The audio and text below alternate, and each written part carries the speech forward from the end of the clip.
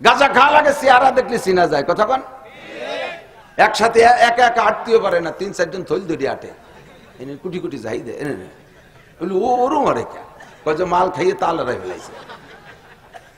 দুনিয়ায় যারা গাঁজা এবং ফেন্সিডিল খাইছো, জাহান্নামের ভিতরে মহিলাদেরকে ঝুলোয় রাখা হবে, ল্যাংটা করে জিনা কর ব্যভিচারিণী মহিলা, তাদের নাড়ি বুড়ি পয়সে পুজ হয়ে লজ্জাস্থান দিয়ে বের হবে।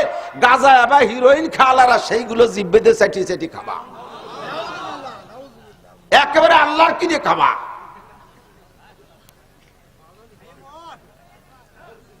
গাঁজা খাবি খা, মারা যাবি যা। গাঁজা খাওয়া লাগে চেহারা দেখলে চিনা যায়, কথা কন। 16, 18, 20 বছরের যুবক থাকবে বাচ্চা হাতির মতো টলমলিয়ে, তার চেহারা কেমন ফেকাই ছিঁড়ে গেছে, উক্কা খাওয়াই গেছে, গাঁজা খাওয়াই। একসাথে একা একা আটতেও পারে না, ৩-৪ জন থইল ধরে আটে, এনে কুটি কুটি যাই দে, ওরও মরে কে মাল খাইয়ে তাল লড়াই ফেলাইছে, কথা কন। মাল খাইয়া তাল লড়াই ফেলেছে। তোর চেহারা দেখলে বোঝা যায় যে তোর ভিতরে জাহান্নামীর রং ভাসতেছে, তোর চেহারার ভিতরে জাহান্নামী। ফর্সা মানুষটা বেডঙ্গা হয়ে গেছে, বয়সকালে থাকবে টলবলে বাচ্চা হাতির মতো। তোর আটা চলা দেখলি ফাঁসা গোস্ত নাই, শুয়েই এসে প্যান্টটা ভরসা ওই দিয়ে খল গলিয়ে গেছে, ঠিক না? ফাঁসা শুয়ে আসা হয়ে গেছে, আসা কয় নি কেদিক নারকেলের তোরবারে কি আসা, আসা শুয়ে আসা হয়ে গেছে। গাঁজা খরে আবাকর, আল্লাহ যা করায় তাই করি, তা আল্লাহ যা না করায় তা আমি করি না। এই যে বিড়ি টিড়ি যা খাই, এ তকদিরে লিখে রাখছে খাই, এসে আমার কি মাত্র বাড়িয়েছে কন হুজুর? আল্লাহ রুজিতে লেহে রাখছে তাই খাই। কপালে নামাজ লেখে নাই, কপালে নামাজ লেখে নাই, তার বলবো কি? আল্লাহরই তো দোষ, বেশি তকদিরে বেশি বিশ্বাস করে ফেলাইছে। আল্লাহ কয় অত ভালো ভালো না, একটা কথা আছে না, ভালো ভালো তবে অত ভালো তোমারে অতখানি প্রান্তিক কই নেই, তুমি এ জায়গা বিশ্বাস রাখো। কথা তো এসে গেলে একটু না হয়ে গেলে এবার আপনাদের আবার অস্পষ্ট থেকে যায়। তকদিরকে বিশ্বাস করবেন, তকদিরের বা দুইটা দিয়ে। যুবকরা খেয়াল করো, অনেক সময় পেছে পড়ে যাবা, ছড়াই যার জন্য সংক্ষিপ্ত লাস্ট ফিনিশিং তকদির সম্পর্কে একটা কথাই, যে হুজুরে নিষেধ করছে তকদির নিয়ে কে সাথে ঝগড়া করবা না, লাস্টে যে তুমি আটকে যাবা। প্রাথমিকভাবে আপনি ছড়াই যার জন্য ছোট্ট দুটি কথা মনে রাখবেন। তকদির দুই প্রকার, আল্লাহই লিখে রেখেছেন। তকদির দুই প্রকার, মুআল্লাক আর মুবরাম। আরবিতে বলে মুআল্লাক, আর একটা হলো মুবরাম। মুআল্লাক মানে শর্তের সাথে ঝুলন্ত, আর মুবরাম মানে শিরোধার্য। শিরোধার্য যেটা, সেটা কেমন?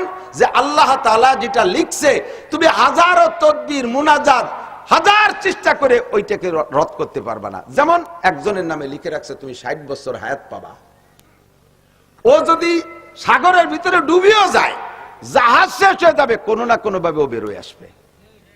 আগুনের মধ্যে পড়ছে, আগুন সবকিছু জ্বালায় দিছে, ও কোনো না কোনো ভাবে বেরোয় আসবে, 60 পুরোবেই। শোনেন না, 6 তলা দালানের মধ্যে পড়ছে, মরি নেই। কেন মরি নেই? ওর সে বরাদ্দ রয়েছে 60, মরবে না তেমনি। আবার ওই 60 বছর আর একজনের নামে লাগছে, কিভাবে খেয়াল করতেছেন? আর একজনের নামে 60 বছর লাগছে, তুমি 60 বছর বাঁচবা, তবে যদি তুমি এই এই এই এই আকাম করো, তাহলে ওর থেকে 10 বছর মাইনাস করে দেওয়া হবে, 20 বছর মাইনাস করে দেওয়া হবে। তোমার যৌবনকালে রাস্তায় মোটরসাইকেল সহ ট্রাকে তলে ডুয়ে দেওয়া হবে। দুনিয়ায় যারা গাঁজা এবং ফেন্সিডিল খাইছো, জাহান্নামের ভিতরে মহিলাদেরকে ঝুলোয় রাখা হবে, ল্যাংটা করে জিনা কর ব্যভিচারিণী মহিলা, তাদের নাড়ি বুড়ি পয়সে পুজ হয়ে লজ্জাস্থান দিয়ে বের হবে। গাঁজা এবং হিরোইন খালারা সেইগুলো জিব্বে দিয়ে চাটি চাটি খাবা, একেবারে আল্লাহর কি দিয়ে খাবা।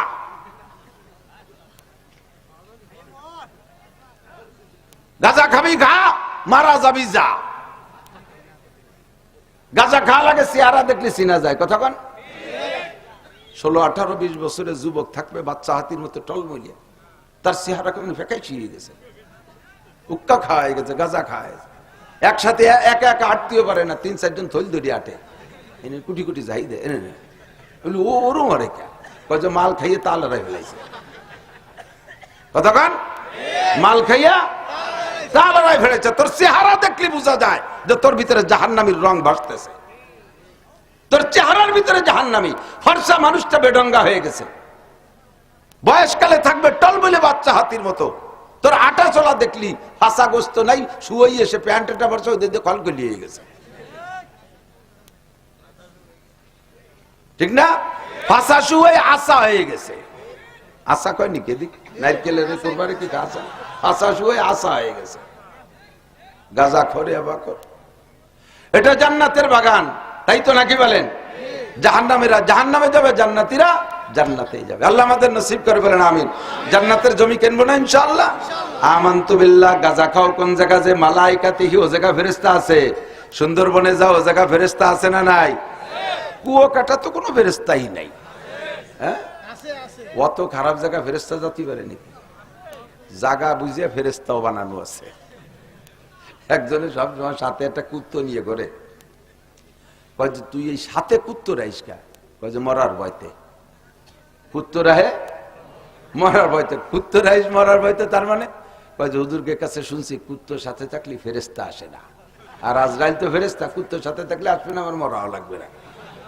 কুত্তোর সাথে রায় মরার ভয়তে। তোর এই কুত্তোটার তুই যে নতুন দেখতেছি, এর আগে একটা ছিল, সেটা কোন? সেটা মরিয়ে গেছে, তো সেটারে মারলো কিনা? সে কুত্তরে তো আজরাইল মারছে। যে কুত্তই আজরাইল মারতে, যে আজরাইলে কুত্তো মারতে আসবে, ওই কুত্তো মারা সফরে তোরেও মারি দিয়ে যাবে। হ্যাঁ, আজরাইল তো কুত্তো ঠেবা, ও কুত্তো মারা ফেরেশতা আজরাইল আলাদা, কুয়া কাটার ফেরেশতা আলাদা। ও জায়গা ক্যামেরাম্যান যাও, ছবি তোলো, নদীর ভিতরে সাঁতরাবার ছবি তোলো, ক্যামেরা করো। ওই জায়গা ফেরেশতারাও ক্যামেরা নিয়ে বসে আছে। তুই কোন মহিলার সাথে ওই জায়গা আড্ডা করছিস? কার সাথে বসে বসে? দুইজনে বসে, কুয়াকাটা সরের পর বসে সাথী আছে না গঞ্জ। আপনি জানেন কে? ওয়াহিন আমার ওয়াজের গাদি পাগল। আমি তোমাকে ওই আকাম করতে চাই না। তোমরা ভয়ে পয়সা খরচ করে যে জায়গা যাও, ও জায়গা বিটারা আমার দামি গাড়িতে করে বিমানে সেই জায়গা নেয়। এমনি দেখি সেদিন গেছি জাফলং, ঢাকার থেকে বিমানে গেছি সিলেট, সিলেটের থেকে গেছি জাফলং। একটা পয়সা খরচ হয়নি, 1 লাখ টাকা নিয়ে বাড়িয়েছি। আর খাওয়া দাওয়া পাও, সব দেখে আসি ফিরি। কোথায় কি আছে সবই আমি জানি। বাংলাদেশের কমপক্ষে কোথায় কি আছে তোমার চাইতে আমি একটু কম জানি না। দুইজনে ছাতির নিচে কুয়ো কাটা সরেবার বসে বসে সুরো হাতে মস্ক করে। দুইজন বসে না? হ্যাঁ, তসবিহ তাহলিল পড়ে, তসবিহ তাহলিল। আল্লাহ বিল্লাহ কি করে সবাই জানে। ও জায়গা তুমি যাকে দিয়ে ক্যামেরা করতে, সেইগুলো করতে, ও জায়গা তার চাইতে ভালো ক্যামেরাম্যান ফেরেশতারা আছে না নাই? ও মালাইকাতিহি, আল্লাহকে যেমন বিশ্বাস করি, 2 নম্বরে ফেরেশতা বিশ্বাস করি, আছে না নাই? ও মালাইকাতিহি, ফেরেশতা বিশ্বাস করো। কিরামান কাতিবিনা ইয়ালামুনা মা তাফআলুন, সম্মানিত ফেরেশতারা কাঁধে বসে লেখে মা তাফআলুন, তুমি যেখানে যা করো, মুখ দিয়ে যা বলো। গভীর রাত্রে কম্বলের নিচে শুয়ে সে প্রেমিকার সাথে প্রেমালাপ করো, মনে করো ও জায়গা ফেরেশতারা জানে না মা ইয়ালফিজু মিন কাউলিন ইল্লা লাদাইহি রাকিবুন আতীদ, মুখ থেকে যে কথাটা যখন বের হয়, ওই কথাটার সঙ্গে সঙ্গে ফেরেশতারা লেখে। এই কথার পর তুমি বিশ্বাস রাখো। আমানতু বিল্লাহি, ইমানের 7টা ডালের 2 নম্বর ডাল। ওয়া মালাইকাতিহি, আমি ফেরেশতা বিশ্বাস করি। কোন জায়গা দাঁড়াইয়া ঘুষ লেনদেন করো, ওটা তো ফেরেশতারা দেখে না। এই বাবা, সুবহানাল্লাহ, নাউজুবিল্লাহ। অফিসার বসে রয়েছে, এত বড় দাঁড়িয়ে অফিসার, মেহেদি লাগাইয়া লাল টকটকিয়ে পড়া ধরে লাল হয়ে গেছে, কপালে টিক্কি হয়ে গেছে নামাজ পড়তে পড়তে। তার অফিসে তার টেবিলের উপরে মসজিদের 2 টন মালের একটা ফাইল, সই করে দিলি পারা ডেলিভারি হয়ে যায়, ডিও লেটার। এই দেখছে না 15-20 দিন 1 মাস পর্যন্ত ঘুরেছে। ইমাম সাহেব যে কান্দে বলছে, স্যার একটু সই করে দেন স্যার, নালি আমার চাকরি থাকবে না, সেক্রেটারি জম্মের কেপা। এই যদি না নিতে পারি আমার চাকরি থাকবে না। আমি 3-4টে ছেলে মেয়ে নিয়ে কোনো মতে 8,000 টাকার পর চাকরি রেখাই, আপনি এই মাল না দিলে আমার চাকরি শেষ হয়ে যাবে, স্যার একটু সই করে দেন। কোনো মতেও দেয় না। লাস্টে যখন দেয় না, কান্তিছে, দাঁড়ায়, ওনার কান্না দেখে যান ওই পাশে, ওই পাশে বাথরুমের ওই পাশে দেখেন একটা ফেরেশতা দাঁড়া আছে, তার সাথে সাক্ষাৎ করিয়েছে। ওনার দালাল ফেরেশতা একটা ওই পাশে আছে। তারে যে ভাই আপনি কোন ফেরেশতা? আমি কিরামান কাতিবিন। কি খবর? কয় কি যে ওই যে যত বড় দাড়ি দেখতেছেন, কপালে টিক্কি দেখতেছেন, ওতে কাজ হবে না, মাল না দিলে তালে আসবে না। কি পরিমাণ দিতে হবে? 500 টাকা। 500 টাকা দিলে তোমরা ল্যাপস করে দেবেন। এখন পরিমাণ কত? কয় যে কমপক্ষে আধা টন ছেড়ে দিতে হবে। মসজিদের মাল আধা টন ছেড়ে দিতে হবে। উনি নামাজি মুসলমান, আর সেই ঘুষ খাওয়ার জন্য ওই পাশে পাঠাই দিয়েছে ফেরেশতার কাছে। সব দেখনেওয়ালা ফেরেশতা আছে না নাই যুবক? আর সে উড়াই দিয়ে না শোনা, আমি আমার বাস্তব দিয়ে তোমাকে অন্তরের ভিতরে ঢুকাই দেওয়ার চেষ্টা করি, কথা মনে রেখো। ফাসাউফা তারা ইদান কাশাফাল গুবারো আফারাসুন তাহতা রিজলিকা আম হিমারো। এখন তুমি টের পাচ্ছ না, চক্ষু বন্ধ করে কবরে যাবা। আরে দুনিয়া অন্ধ জগৎ, কবর হলো আলোর জগৎ। মর্দমারা সর্বসরদার খাবেদা গাছতে বেদারা কেউ রফ আজ যাহা। দুনিয়ায় আসো, অন্ধকার আসো, দুনিয়া আসো, ঘুমিয়ে আসো। চক্ষু বন্ধ করে কবরে যাবা তো তোমার চোখ খুলে যাবে, তুমি সব দেখতে পারবা। এই যে কথাগুলো বললাম সত্য না মিথ্যা, ওখানে গিয়ে প্রমাণ হবে। ওয়া মালাইকাতিহি, আমি ফেরেশতা বিশ্বাস করি, আমি ফেরেশতা আল্লাহর সৃষ্টি ফেরেশতা আছে। ওয়া মালাইকাতিহি 3 নম্বর, ওয়া কুতুবিহি, সমস্ত আসমানি কিতাব সত্য, তাওরাত সত্য, ইনজিল সত্য, জবুর সত্য, আল কোরআন সত্য। তবে যে সত্যগুলো আগে যে কিতাবগুলো ছিল তার একটা মেয়াদকাল ছিল, ওই মেয়াদকালে সেগুলো ডিলিট হয়ে গেছে, তার টেম্পার শেষ হয়ে গেছে।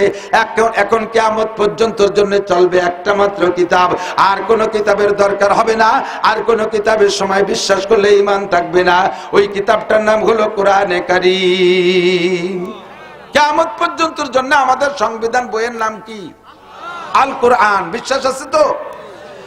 কেন বলতেছি আজিকটা কান? খ্রিস্টান ইহুদিরা আমাদের এই সেদিনকে গেছি দাকব, খুলনার দাকব, সুন্দরবনের কাছে, একেবারে সুন্দরবনের গায়ে যে দেখলাম আল্লাহ, ইনজিল বাইবেল বিভিন্ন ভাষায় বিভিন্ন ভাবে তৈরি করিয়া, ছোট বড় মাঝারি ছোটি পকেটে রাখা যায় এরকম হ্যান্ডবিল আকারে টুকরা টুকরা করে ছাপাইয়া লক্ষ লক্ষ কোটি কোটি টাকার বই বানাইয়া এই খ্রিস্টানরা মুসলমানদের ভিতরে বিতরণ করতেছে। আমাদের গোপালগঞ্জের ভিতরে এই 7 পাট বলতল ওই দিক দিয়ে প্রচুর হিন্দু এলাকা, সেই এলাকায় যে হিন্দুদের মধ্যে দিচ্ছে, হিন্দুদের এলাকায় হিন্দুরা চলে গেছে, ওই এলাকায় মুসলমানরা 2-1টা মসজিদ বানাইছে, এই মসজিদের ভিতরে বাইবেল ঢুকাই দিছে। ইমাম সাহেবরা মোটা পয়সা দিয়া এটারও কিনে ফেলাইছে। এই ইমাম সাহেব প্রত্যেকদিন নামাজের পরে ডেলি একবার কমপক্ষে নামাজের পরে বাইবেল শরীফ তিলাওয়াত করে শোনায়। কিনা শুরু হয়ে গেছে, লক্ষ লক্ষ মুসলমান খ্রিস্টান হয়ে যাচ্ছে। বাংলাদেশ স্বাধীনের সময় বাংলাদেশে খ্রিস্টান ছিল টোটাল 7 লাখ। কত? 7 লাখ খ্রিস্টান ছিল। এখন বর্তমানে বাংলাদেশে 40 লক্ষর উপরে খ্রিস্টান। কোত্থেকে আসলো? সাবধান, কোন কিতাব ইনজিল তাওরাত জবুর কোন কিতাব চলবে না। মুহাম্মদুর রাসূলুল্লাহ আমাদের নবী সাল্লাল্লাহু আলাইহি ওয়াসাল্লাম বলেছেন, আমি নবী হয়ে আসার পরে যদি আদম থেকে ঈসা পর্যন্ত যত নবী রাসূলুল্লাহ চলে গেছেন সকলকে আল্লাহ তাআলা আবার দুনিয়ায় পাঠিয়ে দেন, সকলকে আবার পাঠিয়ে দেন। সমস্ত নবীর উপরে ফরজ আমাকে নবী বলে বিশ্বাস করে আমার কলেমার দাওয়াত দেবে, প্রত্যেকের নিজ নিজ ধর্মকে বিলুপ্ত করে দিয়ে। আমার নবী এমন নবী, কাজেই সমস্ত কিতাব বিশ্বাস করব, তবে শেষ কিতাবের নাম হলো আল কোরআন। ঠিক কি ঠিক না? ওয়াকুতুবিহি ওয়া রুসুলিহি, সমস্ত নবী রাসূলকে বিশ্বাস করি, তবে শেষ নবী মুহাম্মদুর রাসূলুল্লাহ সাল্লাল্লাহু আলাইহি ওয়াসাল্লাম ওয়া রুসুলিহি ওয়াল ইয়াউমিল আখিরি। দুনিয়ায় 7 দিনের ভিতরে সপ্তাহ ঘুরতে আছে, শনি রবি সোম মঙ্গল বুধ বৃহস্পতি শুক্র, আবার শনি রবি সোম মঙ্গল বুধ বৃহস্পতি শুক্র, এমন করে 7 দিনের মধ্যে সপ্তাহ ঘুরতেছে। হঠাৎ করে একটা দিন আসবে শুক্রবার মুহররমের 10 তারিখ, সেই দিন দুনিয়া ধ্বংস হয়ে যাবে। ওইটা হলো দুনিয়ার দিনের শেষ দিন। এই ওয়াল ইয়াউমিল আখির মানে দুনিয়ার দিনের শেষ দিন। ওই শনিবার শুক্রবারের পরে আর জগতে শনিবার হবে না, দুনিয়াটা ধ্বংস হবে, কিয়ামত হবে। বিশ্বাস আছে না নাই? কথা বলেন আছে? এটা ঈমানের 6 নম্বর 5 নম্বর অঙ্গ। 6 নম্বর হলো ওয়াল কদর, ভাগ্যকে বিশ্বাস করি। যাহা কিছু হয় উপরের থেকে ফয়সালা হয়, বিশ্বাস করতে হবে অন্তর থেকে। এই যা কিছু হয় ফয়সালা উপর থেকে হয়, মানুষের উপরে দোষারোপ করে লাভ নাই। এবারই দেখছি তা, খেয়াল করেন, রাজনীতি বুঝবেন না। আমি রাজনীতি আলোচনা স্টেজে করি না, কারণ রাজনীতি মঞ্চ হবে, সেই জায়গায় জ্বালিয়ে দেবো, যারা সামনে তাই জ্বালিয়ে বেলাই দেবো। আর এ জায়গা আইসে হলো যে রোগের রুগী তাকে সম্পর্কে কথা। তারপরে উদাহরণস্বরূপ বলতে হয় যে সব ফয়সালা উপরের থেকে, মানুষের ভিতরে মানুষের কোনো ক্ষমতা নাই।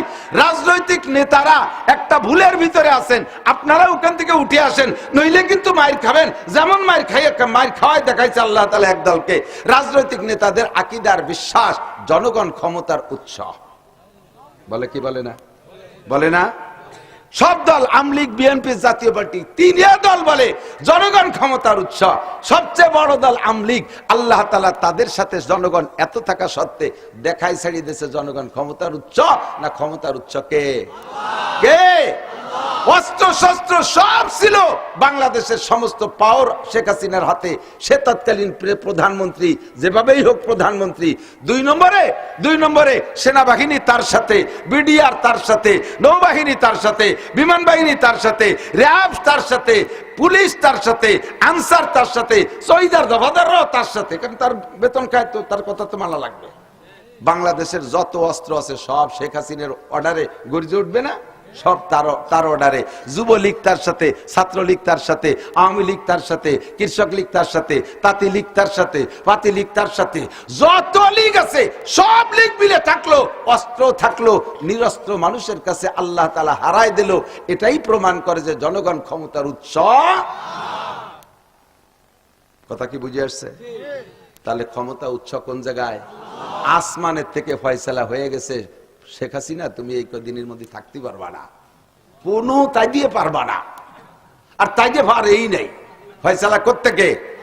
কেউ যদি ক্রেডিট ঝাড়েন, আমরা এটা করেছি, আমরা হাসিনাকে তাড়িয়েছি, আমরা এটা করেছি, ওটা করেছি, আল্লাহ কয় তোমারও দেয় দেবেন, তাহলে দাও। তুমি কি ছিড়তে পারো? তোমারও দেখায় ছেড়ে দেবো। ক্রেডিট তোমার দিক নাও কে? ক্রেডিট তোমার দিক নাও কে?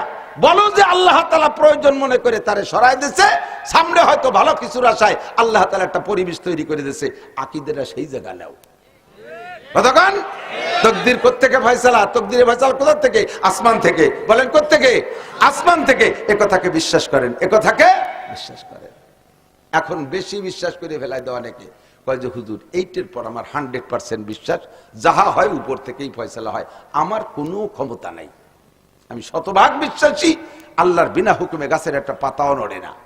গাছের পাতা যেহেতু নড়ে না, আমিও নড়ি না। আল্লাহ যা করায় তাই করি, তা আল্লাহ যা না করায় তা আমি করি না। এই যে বিড়ি টিড়ি যা খাই, এ তকদিরে লিখে রাখছে খাই, এসে আমার কি মাতুব বাড়িয়েছে কন হুজুর? আল্লাহ রুজিতে লিখে রাখছে তাই খাই। কপালে নামাজ লেখে নাই, কপালে নামাজ লেখে নাই, তার বলবো কি? আল্লাহরই তো দোষ। বেশি তকদিরে বেশি বিশ্বাস করে ফেলাইছে। আল্লাহ কয় অত ভালো ভালো না। একটা কথা আছে না, ভালো ভালো তবে অত ভালো তোমার অতখানি মান্তিক কই নেই, তুমি এ জায়গা বিশ্বাস রাখো। কথা তো এসে গেলে একটু না কয়ে গেলে এবার আপনাদের আবার অস্পষ্ট থেকে যায়। তকদিরকে বিশ্বাস করবেন, তকদিরের বা দুইটা দিয়ে। যুবকরা খেয়াল করো, অনেক সময় পেছে পড়ে যাবা, 6,500 জনই সংক্ষিপ্ত লাস্ট ফিনিশিং তকদির সম্পর্কে একটা কথাই যে হুজুরে নিষেধ করছে তকদির নিয়ে কে সাথে ঝগড়া করবা না, লাস্টে যে তুমি আটকে যাবা। প্রাথমিকভাবে আপনি 6,500 জনের ছোট্ট দুটি কথা মনে রাখবেন। তকদির দুই প্রকার, আল্লাহই লিখে রেখেছেন। তকদির দুই প্রকার, মুআল্লাক আর মুবরাম। আরবিতে বলে মুআল্লাক, আর একটা হলো মুবরাম। মুআল্লাক মানে শর্তের সাথে ঝুলন্ত, আর মুবরাম মানে শিরোধার্য। শিরোধার্য যেটা, সেটা কেমন? যে আল্লাহ তাআলা যেটা লিখছে, তুমি হাজারো তদবির মুনাজাত হাজার চেষ্টা করে ওইটাকে রদ করতে পারবা না। যেমন একজনের নামে লিখে রাখছে তুমি 60 বছর হায়াত পাবা, ও যদি সাগরের ভিতরে ডুবিও যায়, জাহাজ শেষ হয়ে যাবে, কোনো না কোনো ভাবে ও বেরোয় আসবে। আগুনের মধ্যে পড়ছে, আগুন সবকিছু জ্বালায় দিছে, ও কোনো না কোনো ভাবে বেরোয় আসবে, 60 পুরোবেই। শোনেন না, 6 তলা দালানের মধ্যে পড়ছে, মরি নেই। কেন মরি নেই? ওর সে বরাদ্দ রয়েছে 60, মরবে না তেমনে।